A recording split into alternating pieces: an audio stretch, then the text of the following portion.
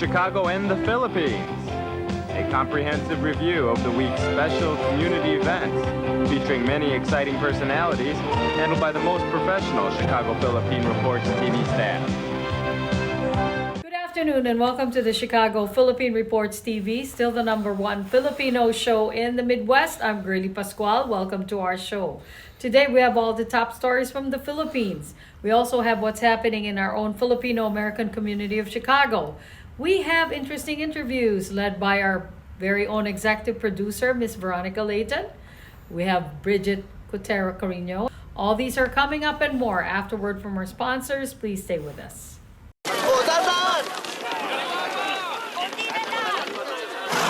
Yan! Dito na! Perfect!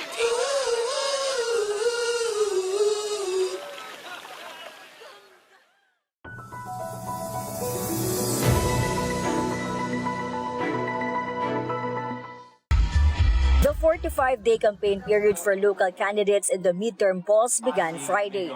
Manila mayoral candidate Isko Moreno kicked off his bid to reclaim City Hall with a citywide motorcade. Moreno vowed to steer clear of mudslinging and committed to running a clean campaign. Incumbent Manila Mayor Honey Lacuna started off her re-election campaign in her own neighborhood in Sampaloc. Lacuna, former ally of Moreno, said voters will see a more personal touch in her campaign. Also seeking Manila's top post, businessman Sam Verzosa, who launched his campaign rally at Dagupan Street promising change. The three candidates lead the mayoral survey in Manila. In Pasig City, incumbent Mayor Vico Soto and his slate occupied the Mutya ng Pasig Mega Market to appeal to voters. Soto is seeking a third and final term, proudly highlighted his accomplishments over the past 6 years, including expanded medical services and greater savings for the local government by fighting corruption. His parents, Vic Soto and Connie Reyes, also attended the event. Meanwhile, media coverage was restricted at the kickoff event of his opponent, Sara Diskaya. In Makati City, Senator Nancy Binay, who is now vying for a mayoral seat, started off her house-to-house campaigning in Barangay Pio del Pilar. Binay faces off against her brother-in-law, Congressman Luis Campos, who is gearing up for his own proclamation rally on Saturday. Another local race to watch is Marikina City, where the Chodoro couple held the motorcade. Incumbent Mayor Marcy, who is facing a preventive suspension from the Ombudsman, is vying for a congressional seat. His wife, Maan, is looking to replace him in City Hall. Their rivals include Stella Kimbo, who went house to house to secure votes for the mayoral seat. As for the House post, Mayor Marcy is up against Mayor Kimbo and Senator Coco Pimentel.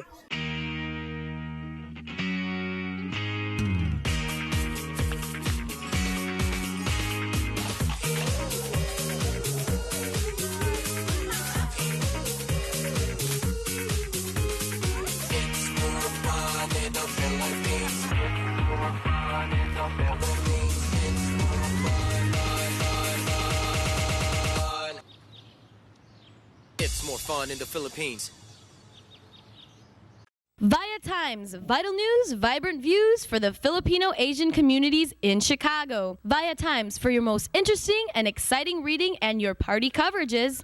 ViaTime has very interesting columnists. You name it, ViaTimes has it. Law, Filipino news, dentistry, immigration, humor, serious opinions, health, beauty, mysticism, Bata Corner, showbiz, and intelligently written editorials. Call ViaTimes at 773-866-0811.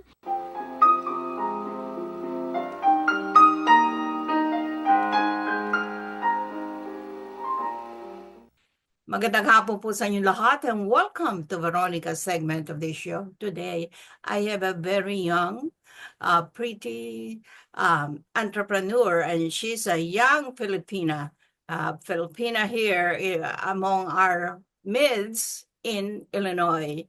And her name is Melissa Villanueva. And Melissa, welcome to our show. Thank you so much, Veronica. Hello, everyone.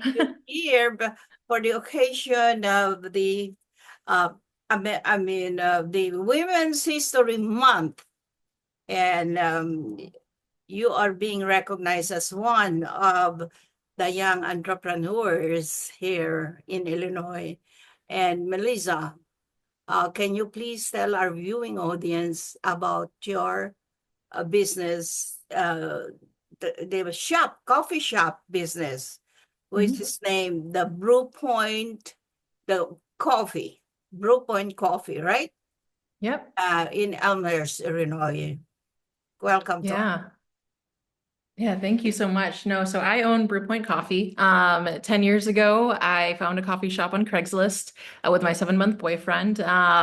Before that, I was in the Philippines for 3 months trying to figure out what I wanted to do with my life. I was in corporate America, I was a recruiter, but I really wanted to make an impact to my local community. And so it was out while I was in the Philippines that I had this vision to create a coffee shop, one that's a foot in the door to build a more to build a community that I wanted to see around myself, but really what I wanted for others as well. And while I was looking for an espresso machine on Craigslist, I ended up finding a coffee shop instead. And me and my 7-month boyfriend ended up buying the shop. Had no experience, no little money. Really didn't know what we were doing, but really dedicated to getting a little bit better every single day. I married said boyfriend 4 months into Brew Point, and we're actually on our 10-year wedding anniversary right now in Spain. But all that being said, we now have a full-fledged coffee company with 3 coffee shops, coffee manufacturing that we ship nationwide with a majority women-owned supply chain from bean to cup. well, just out of the blue, that you form well, it should be a thriving business now, and it's a coffee shop. Do you have Filipino coffee, our very popular Barako coffee from? Do you carry that? So we don't carry it right now, but we have in the past. I've worked with different farmers in different places in the Philippines. Part of it makes it difficult is the supply chain, because I had met with different farmers over the past handful of years and brought in different farmers at different times. But majority of our coffee comes from Costa Rica in order to have that full women-owned supply chain. And we are not just coffee shops. So we have 3 coffee shops, but we also roast our own coffee. So we ship our coffee from different countries. We roast it to our own specs, and then we ship it nationwide to anyone in the US. Well, I'm glad to know that you know about Barako coffee. Of course. Really a very good coffee. Very strong. Yes. But anyway, so thank you for thinking of having our Barako coffee in your business. And so anyway, a small coffee shop that you have, how are you thriving so far? Yeah, so we started off as one coffee shop back in 2014, and now have 3 coffee shops. And so we were able to take a shop that was going about doing about $180 a day, and we've since multiplied that by 15 for that one individual shop. So I would say that it's thriving quite well, and it's not just one, but it's multiple. And in terms of bringing in some Filipino fusion, one of our most popular lattes is actually the ube latte. So I wanted to make sure that we had some Filipino fusion in what we bring to the Chicago suburbs. Weren't you kind of scared when you were starting that you're competing against big companies like Starbucks? Yeah, it's part of being an entrepreneur is being slightly delusional. It's when you don't know what you're doing, I think that actually ended up being an advantage for me because I didn't know what to be afraid of. I knew that people had opened coffee shops before and they'd made it work. And so at this point, I actually prefer my shops to be next to Starbucks's because Starbucks had done all the research to say this is where a coffee shop could thrive. And if you're looking for, something that is more local, that's women owned, that's, Asian owned, that's higher quality, sources locally, that's us. And so we end up being that next step that people go to after they're done with Starbucks. So that way, are you thinking of following to the following the Starbucks business success?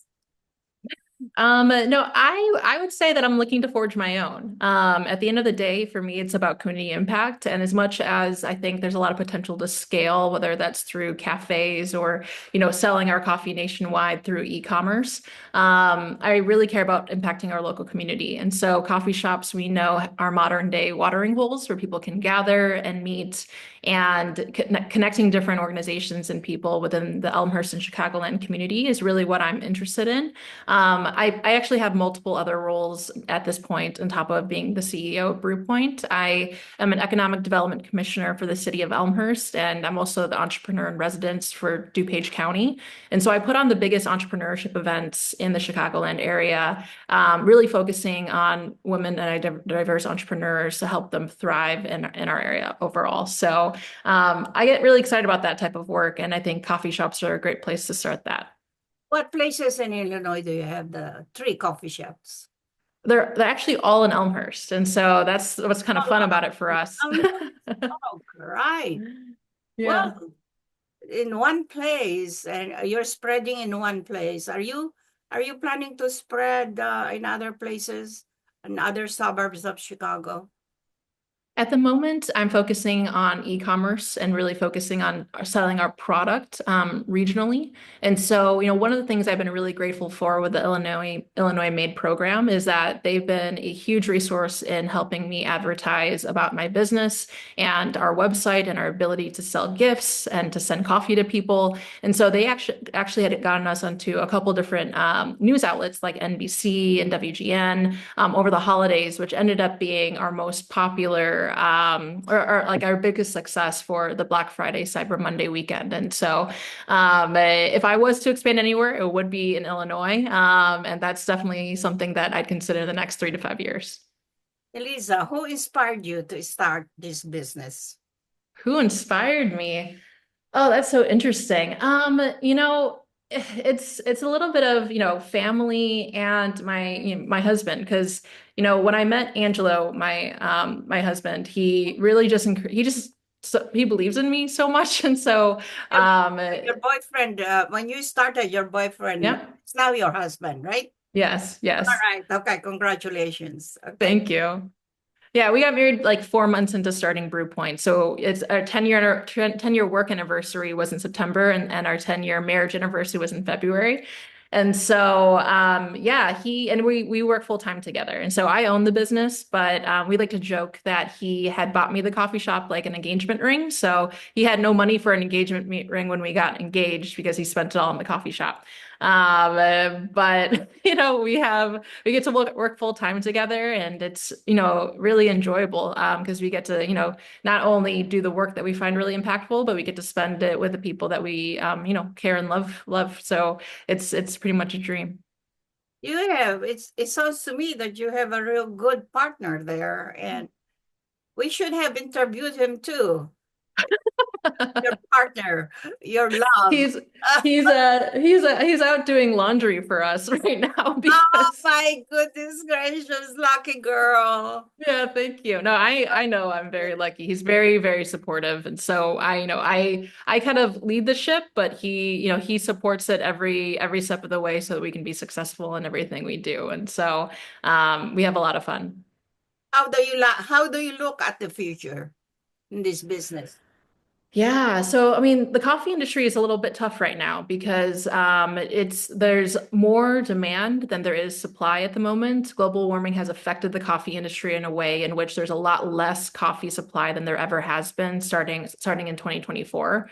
And it's looking kind of rough in terms of what that could look like. And so one thing that I'm grateful for is that I didn't just build a coffee shop, I built a coffee ecosystem, right? So we have relationships with farmers, we roast our own coffee, we have a lot of control in our supply chain, and we have a lot of relationships that we've invested in through the highs and lows of the industry. And so all that being said, we have the ability to diversify. And so, if we have a certain amount of coffee that we can get, then, we have to we have to limit that, but we can also diversify that with matcha and chai and tea and, food and different types of ways to make sure that we can thrive for the long run. And so I am, no stranger to pivoting and, trying to figure out different ways to always make sure that we're successful. And so for me, it probably looks like being really hands-on these next couple of years, making sure that we can continue to be relevant, while also having the best coffee that we can, focusing on those relationships specifically with our women-owned farms. Do you sometimes, when it is needed, do you sometimes work as a server in your place? No, I am not allowed to be behind bar, because as much as people would love to get a latte from me, it'll be my team will make a much better latte for you than I do.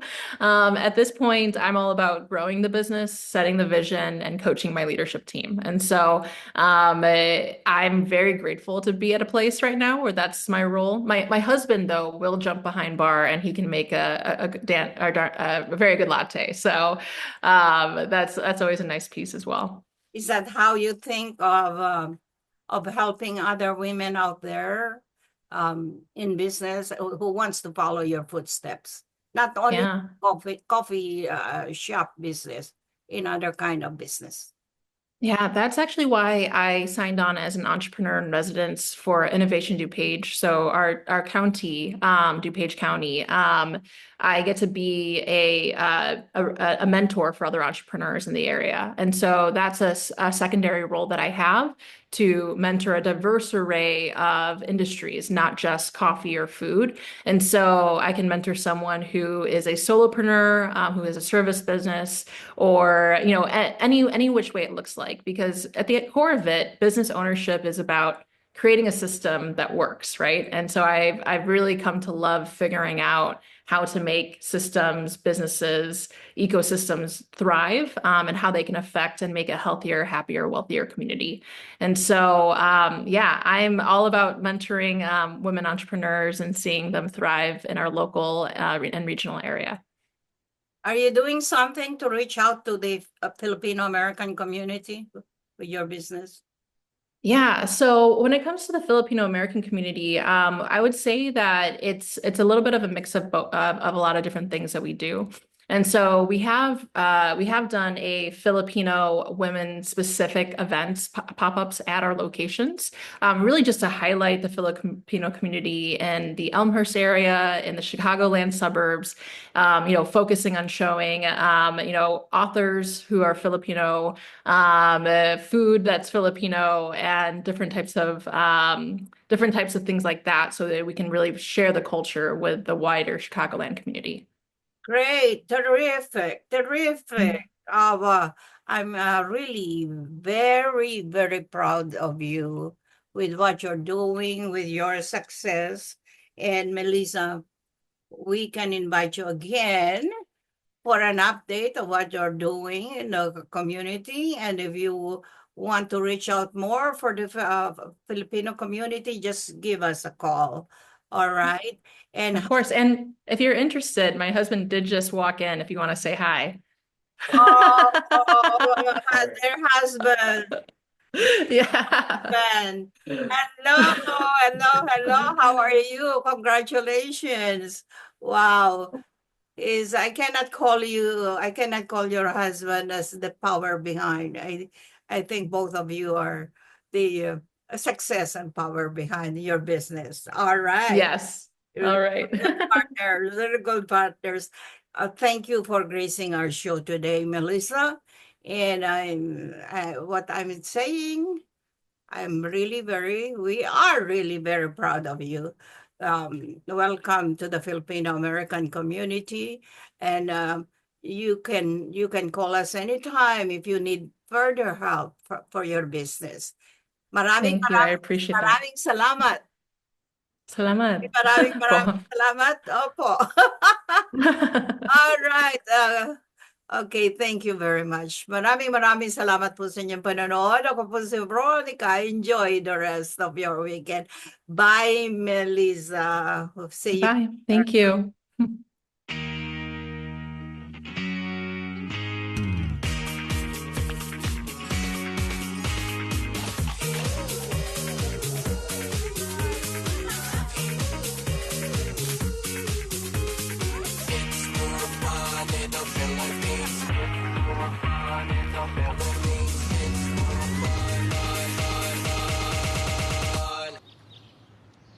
It's more fun in the Philippines. Magandang hapon po sa inyo lahat and welcome to Veronica's segment of the show. Today, I have a very interesting, very dynamic leader in our Filipino American community. She is so popular and more popular these days because she's the Philippine Independence Week celebration. Help me welcome Dr. Nida Blankas-Hernaez. Hi, how are you, Dr. Hernaez? Good morning, Veronica. Thank you for Good inviting me morning. again. Good morning. Welcome to our show. Thank you for gracing our show today, and thank you because I know you have a very busy schedule. This woman is so amazing. I'm telling you, the way she handles her work, her activities. It's just so amazing. Thank you for inviting me again. And on behalf of the PIWC, the Philippine Independence Committee, Yeah, let me introduce you as thank the you. Yes. overall chairperson, OAC, overall chairperson of the upcoming Philippine Independence Week Committee. This is our annual celebration, and this year it will be the 50th year of the amazing celebration, and everyone is looking forward to this celebration this year because it's the 50th year, and we have a very amazing leader who's handling the entire activities, and she will be talking to us today about all these upcoming activities this year for the Philippine Independence Celebration. Hi, Dr. Hernaez. How are you? Welcome to our show, the Cprtv show. And Dr. Hernaez, well, she's also a multi-awarded medical doctor in her field, of course. We are so proud of you. Dr. Hernaez, as the overall chair of the Philippine Independence Week Committee this year, 2025. I know you have your hands full in handling all these activities, and we just saw the most well attended and most successful kickoff celebration of the Philippine independence. So I was so proud of you and all your chairpersons and committee I mean the members of the PIWC. All right, now Yes. we We had a very successful kickoff event. And congratulations for that. yeah, thank you. It was like a mini gala, what the people says. And I think it is one of the best for all the years. And this was chaired by Nanette Miranda. And I'm so glad that the whole committee and also the Beauty Queen Committee worked together for the success of this event. It was truly a very successful and remarkable event, and truly well attended, as you said. Thank you to the whole PIWC family for supporting our organization and all these activities. And this is only the beginning. We have a long list of activities that is that are coming. On May 18, we will have the Seniors Day, which is going to be held at the Rizal Center. And with this, there's going to be a full packed schedule. That would be a Sunday. It's a Seniors Day, and it will start at 9 o'clock up to 3 p.m. 9, we will have the Mass. Then 10, we will have the free clinic with the seniors, and we have about 5 to 6 doctors and a lot of nurses, volunteers in this affair. And this is led by the chairman, Mirna Cordero and Ella Basilo. And we have also Dr. Daisy Andalion, who chairs the health Orama and the free clinic. With this, we also invited 2 speakers for the seniors that would happen after the lunchtime. And we have Dr. Alfonso Estrada and Dr. a cardiologist and Dr. Miguel Hizon, a nephrologist, who will talk on healthy heart and happy kidneys, a small step to the wellness of seniors. So, and after this, there will be a presentation of the dance for the seniors, and I think a little fashion show, so we'll know who will win among those seniors. So that would be a little contest. I think it would be fun. And I invited also the beauty queens to attend and volunteer. And I would expect that there are probably at least a lot of seniors attending this because it's going to be a Sunday.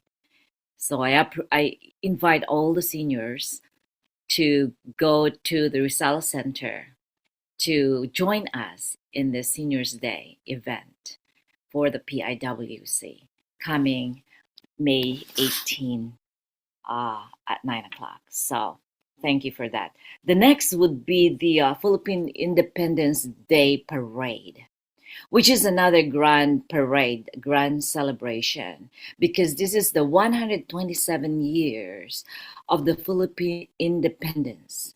And we are commemorating this 127 years, and we want to have a big celebration in downtown Chicago. So this event, we have the permit for this parade. And this event will start at 12 noon at the Daily Plaza at Chicago. And 12 o'clock is going to be the flag raising. And as soon as the flag raising will be done, we will proceed to the cultural show and fashion show. This would be a good showcase of our heritage, of our dances, and the clothes we wear. So after this, that's going to be probably at 1:15 to 1:30. We will proceed to a grand parade from the Daily Plaza, going to the Bean, and ending up to the Buckingham Fountain. So we invite all the organization, the Filipino organizations, community to join us in the celebration, which is going to be a sign of our patriotism, our loyalty, our independence, So this is very important to come together to join in this big parade. And I know there's a lot of organizations in Illinois.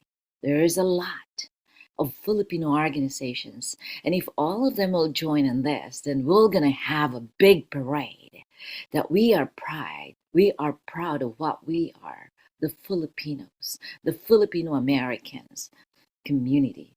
So I've seen when I was there in March 4 in downtown Daily Plaza, there was this group of community, about 600 people having this parade.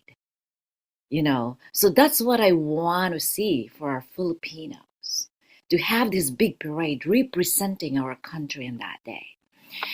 And from the Bin, from Daily Plaza to the Bin, we can take pictures in the Bin, and then to the Buckingham Fountain.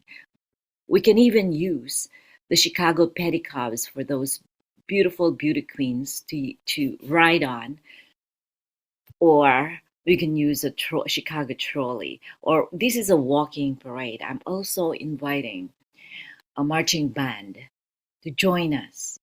So I would expect everyone to come in their attire, de- depicting the Filipino, in the mestiza dress, Filipiniana dress, or just t-shirts of blue, red, and yellow, or the Philippine flag.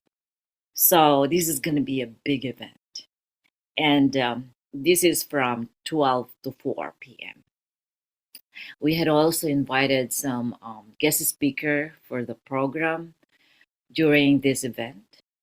So we can have cultural show with the dancing, the ethnic costumes, the fashion show with the beauty queens, and the cultural dances.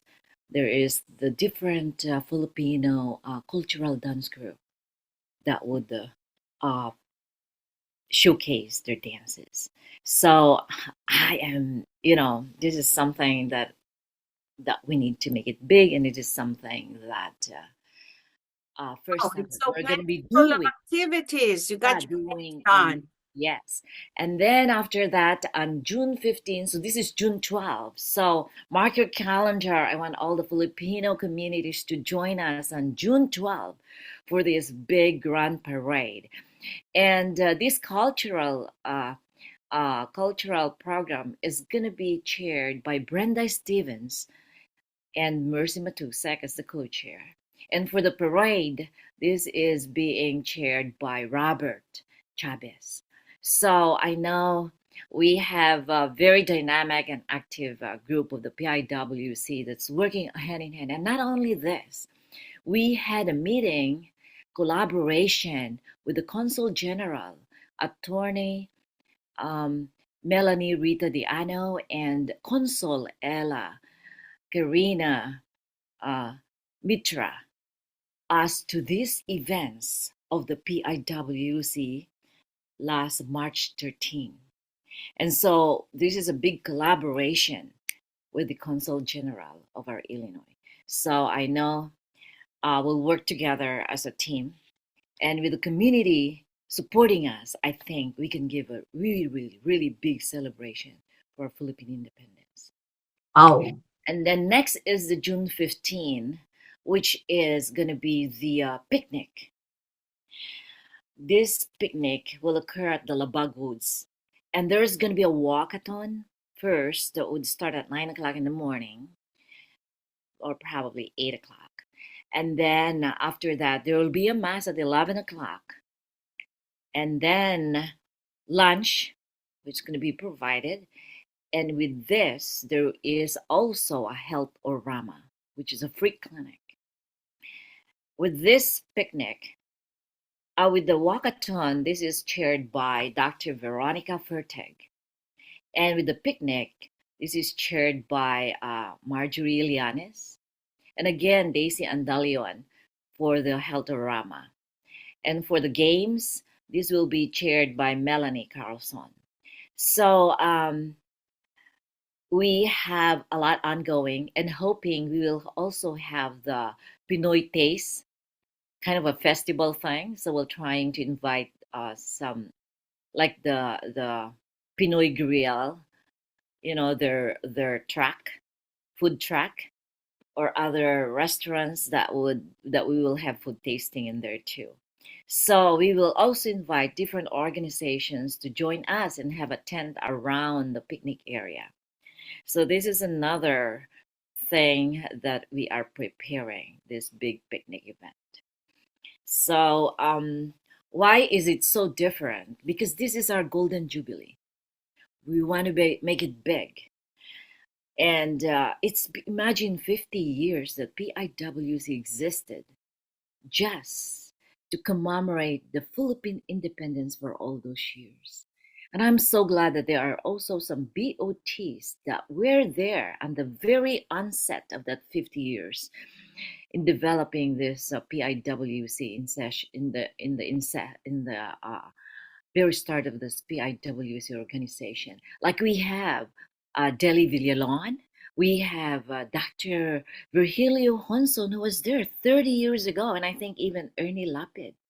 So they had been there supporting the PIWC up to now. So this is quite interesting. And the last of them, the last activity, which is not really the last because we still have a bowling activity also on June 24 at the Bolero. This is a senior activity, not a senior, but it's a youth sports activity, and this is chaired by Melanie Carlson. This is the bowling, and this will be done at the Bolero in Niles. And then another one is going to be on May 10. I forgot this. On May 10, we will have the youth writing essay, which is chaired by Geraldine Gaydon.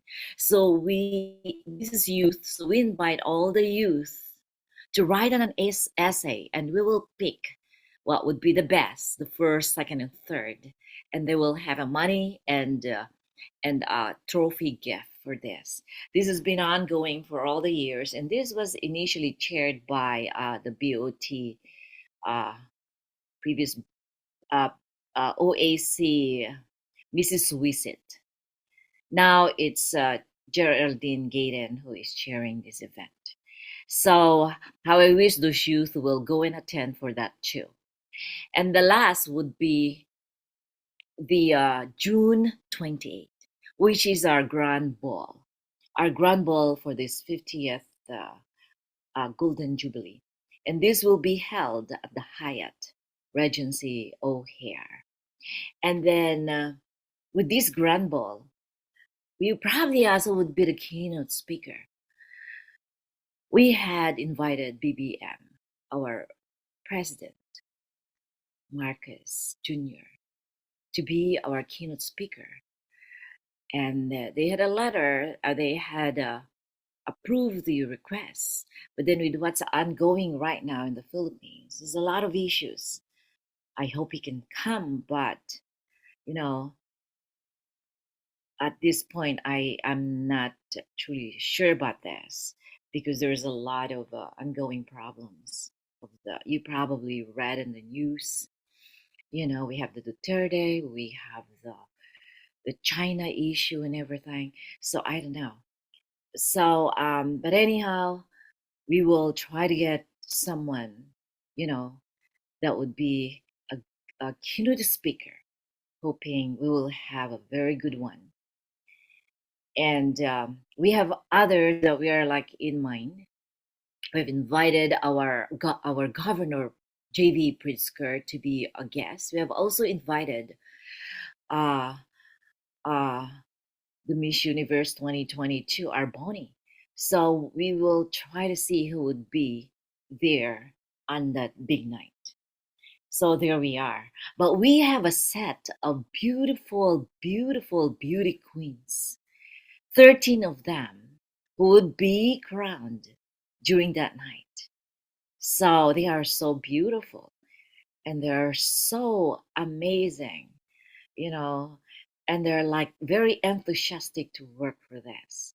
And behind this, what we're doing is a medical mission, a Philippine medical surgical mission that we are planning, earmarked on this fundraising in January to help the in need kababayans for our medical surgical mission. So, and then of course on July 20, it will be our appreciation night. And this is chaired by our Jenaline Lopez, the appreciation night, which is going to be on July 20. By the way, the Grand Ball is being chaired by our OAC elect, Raynel Espiritu. So here we are. I think I give you a big view of what we are going to be doing for this celebration of this Golden Jubilee of the PIWC, commemorating the 127th year of our Philippine independence. All right, very good. As if that we are all set Yes. to celebrate it next week. Right? Yes, Isn't it? we are. This is a hard work. This is hard work. But I know with God's help and everything, we're going to be able to do it. And with the help of the PIWC officers, the chairs and the co-chairs and the BOT, I am positive that we're going to have, and with the consulate help, consulate team, and the community of the organizational communities, the different organization, I know we will have a very good and very successful celebration. For the gala night celebration, are we still expecting the President of the Philippines to come as keynote speaker? I'm not too sure. Yeah, I'm not too sure.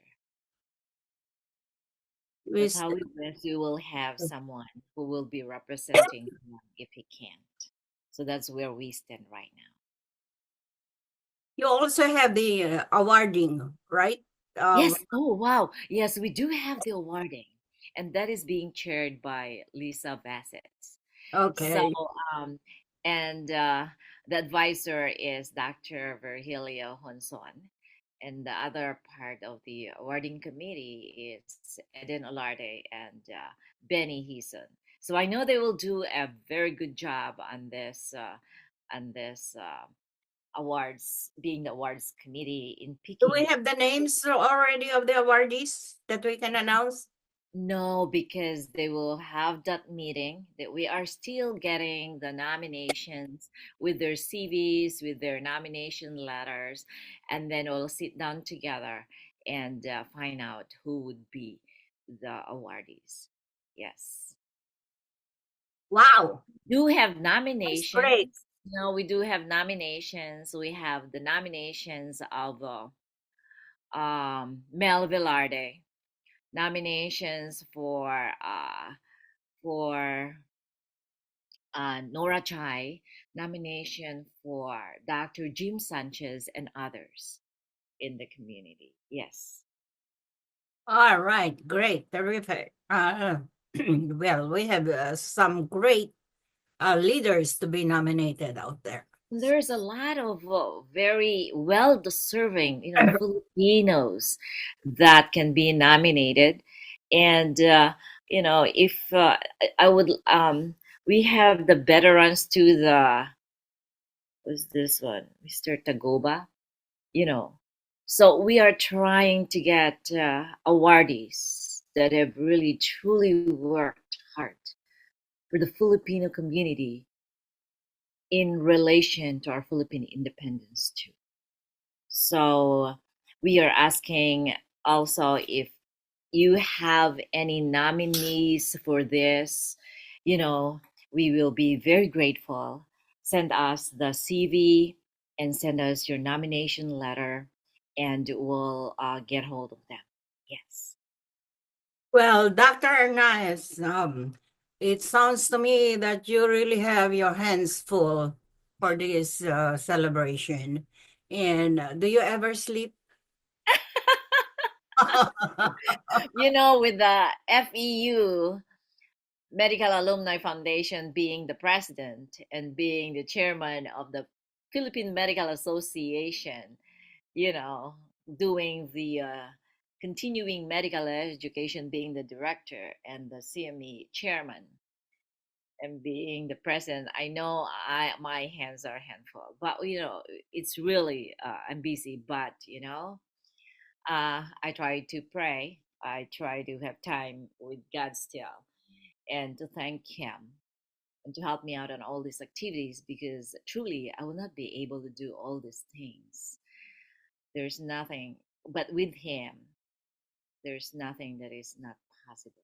So I'll pray that everything will be set, because this is not for me. It's not for my own, but it's for the community, it's for the organization. It's just being this 127-year celebration that we're looking forward. Yes. All So right, great. See I what still have makes time them to go guys shopping. I is still have I time don't to go think shopping. I I still don't have think she time ever sleeps. to watch a movie. Still have time for my family. So I still have time to pray. I still have My time to go to God. church. And I try to sleep, I know, and dream in my sleep, and pray. That's the only thing I could do, because that's why sometimes I don't know how can we do all these things? How can we accomplish all these things And without I'm telling your you, name, right? So it's like I always wish for miracles, and I pray for miracles, and whatever it is in there to please give us the right people around and the help of the community, because I'm not going to be doing this. I'm just leading. I have the whole community to help me. I have the whole PIWC, because without them, we're not going to succeed. Even though you have a good leader, if you don't have the people around you helping you, all working right. together, there's not going to be, it will not succeed. So I'm so glad. And thank you for marketing it. Very Thank you good. for being Thank you there so in much. our kickoff. Thank you for always being there. Oh, I'm always Thanks. here from Really the appreciate it. beginning. This Yeah. this organization, I have been there since it started. And Really? Oh my. So you've been there at 50 I've years? been Oh there since it my. started. So I was you know it, how strong it is. Yeah, this yes. PIWC has been there, and it's the number one, I would say, number one Filipino community organization in Illinois. You Yeah, know, I'm really I'm proud to be a part of this PIWC. And all I know right. Very you are good. there. Yes. Thank you so much, Dr. Nida Thank you. Blankas-Hernaez, the overall chairperson of the Philippine Independence Week Committee 2025. And she's doing a great job. You got to see her in person. You have to come to our gala night Yes. and see her dressed up to the nines. And we will surprise you with a gala night, right? I hoping it will Very be a big surprise. Yes. Thank you. All right. Thank you so much, Dr. Nias, for gracing our show today. Thank you, We Veronica. really appreciate it. Maraming salamat. At maraming salamat po sa inyong panonood. Ako po si Veronica. Enjoy the rest of your weekend.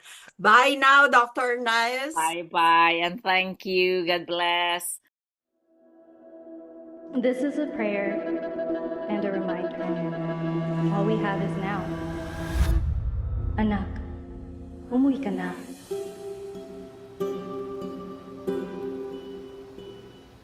Worldwide this morning, growing concern over a growing health crisis. The World Health Organization has just declared that this is a pandemic. Hi. I can't hug you. Don't touch me. Over the last several days, we have seen peaceful demonstrations. Protests over police brutality continued here in Austin. Remember when you started going to college? You came home a liberal? Dad, please. That's what we do to you guys in school. All these people that we never met and never will meet because of what had happened to them. It's just too much. The way that our family communicates is not necessarily, it's not great. What advice would you give for those of us that are struggling? Deal with it.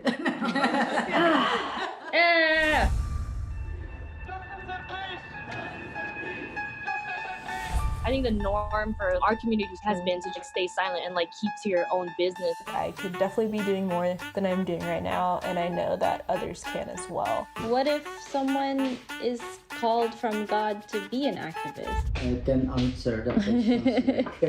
Shouting revolution, oh wow, breaking each tradition. You don't believe in the Black Lives Matter movement? An advocacy group reporting at least 3,800 anti-Asian hate incidents since last March. I'm kind of conflicted. I'm like, maybe I should move home and be here with them. I hope that this moment makes you take a step forward and a step together in the right direction. In order for a subject to not be taboo in our community, there always has to be someone to start that conversation. You speak up for me when I can't speak up for myself. And I've seen you do that for other people. I see a lot of people who just kind of cut off friends and family, and I don't think I can do that. I love my parents. This is a symbol of our voices. If you look at your neighbors around you, you will see who stands with you, who stands for you. At least I know that you can stand up. That's the thing I'm so happy about.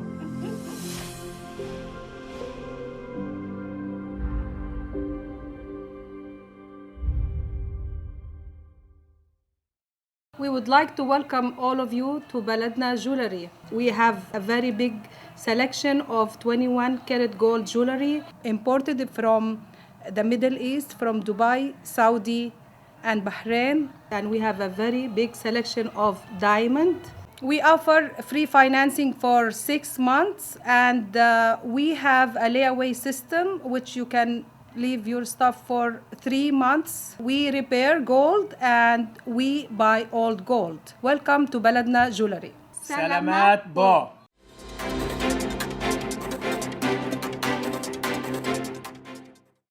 Good afternoon. This is Brigitte Carino Cueter bringing you this week's local news from our community.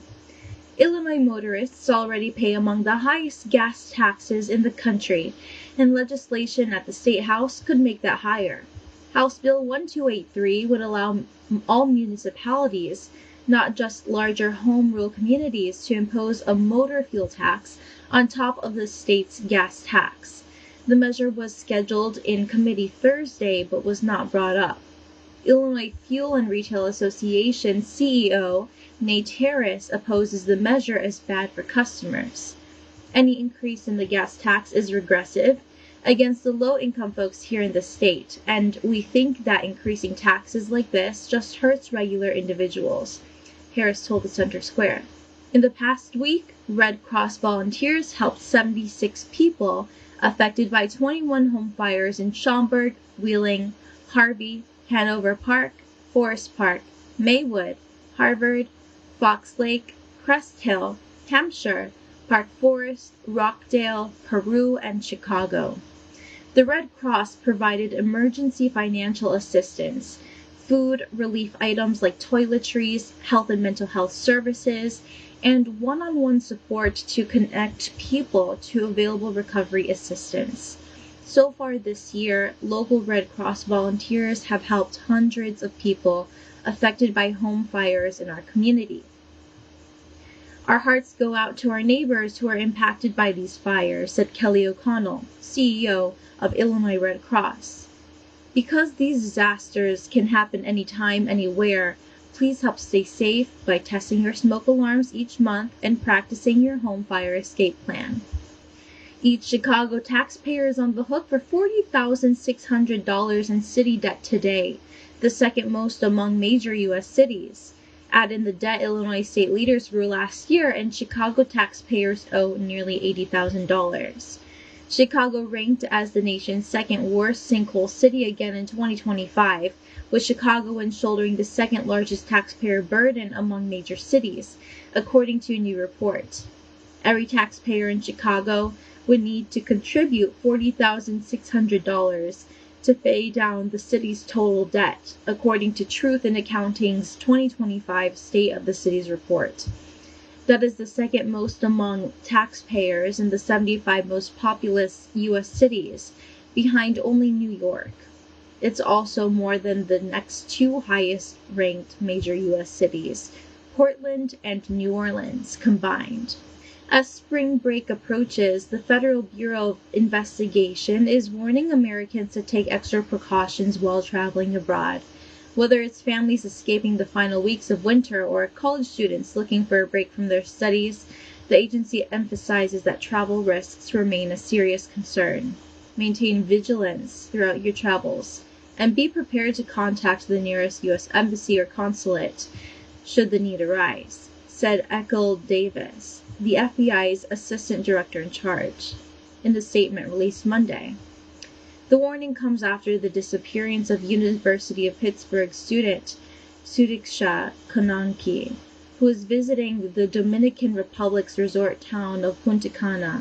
While investigations continue, The case serves as a reminder of potential dangers travelers may face in foreign destinations.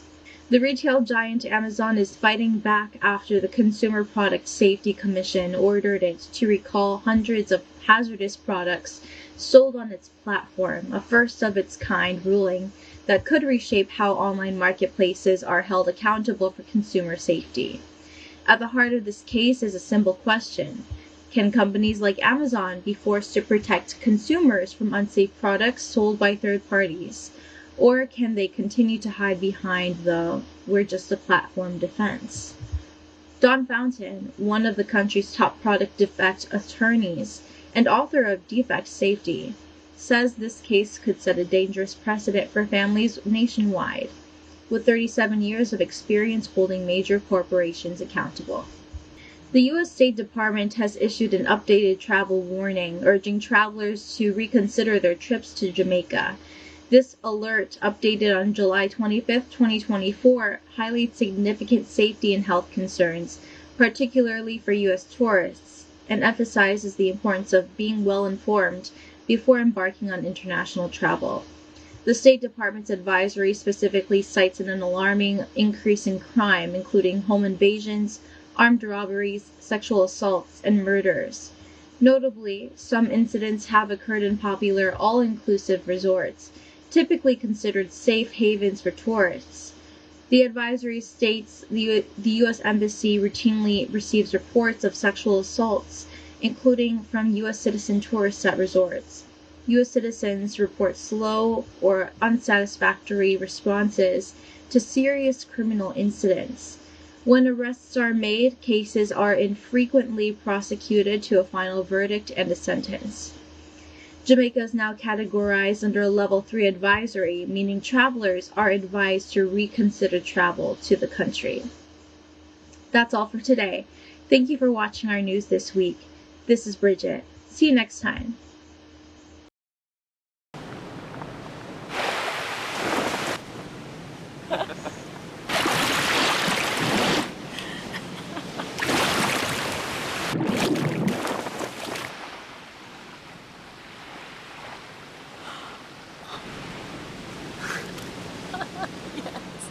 Yes.